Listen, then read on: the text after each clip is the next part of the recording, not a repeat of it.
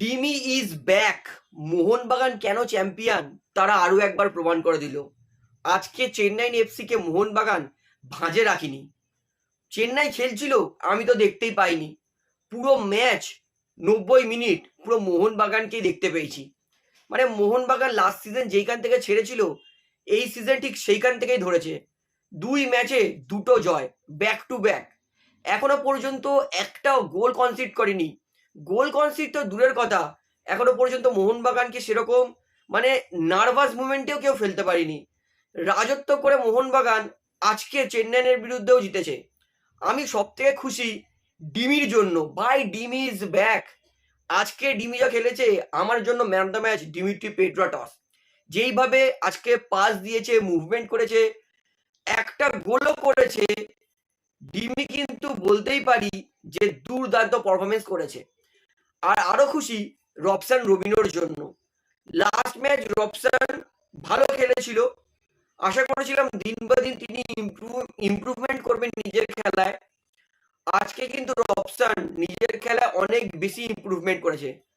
আজকে Robson 2-3টে incident দারুণ কাটিয়েছে, ইন্ডিভিজুয়াল ব্রিলিয়েন্স দেখিয়েছে, যেটাকে আমরা বলি সাম্বা ম্যাজিক।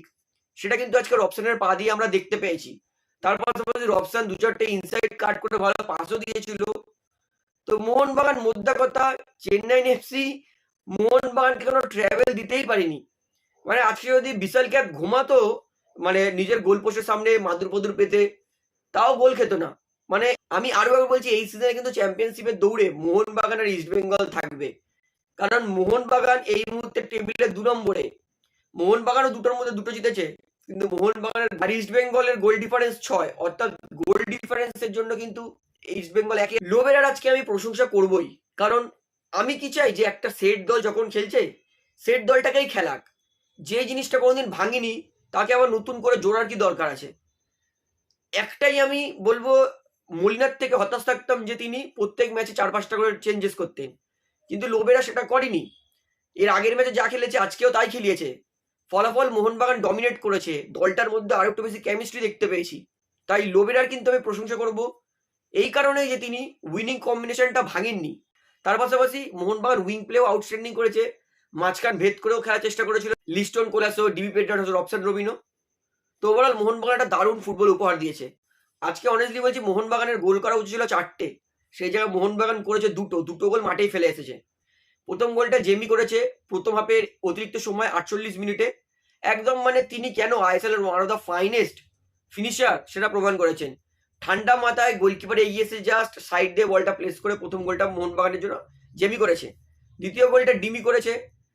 সুভাশিসের একটা দারুণ ক্রস ছিল, যেটা পুরো ডিমির পায়ে পড়েছে। ডিমির খালি গোলে রাখা দরকার ছিল। ডিমি গোলে রেখে 68 মিনিটে মোহনবাগানকে 2-0 গোলে এগিয়ে দেয়। তারপরে মোহনবাগান চেষ্টা করেছে কিন্তু গোল পায়নি। তো ফাইনাল রেজাল্ট মোহনবাগান 2 আর চেন্নাই এফসি 0। এক কথায় বলতে আজকে একতরফাই ফুটবলটা হয়েছে।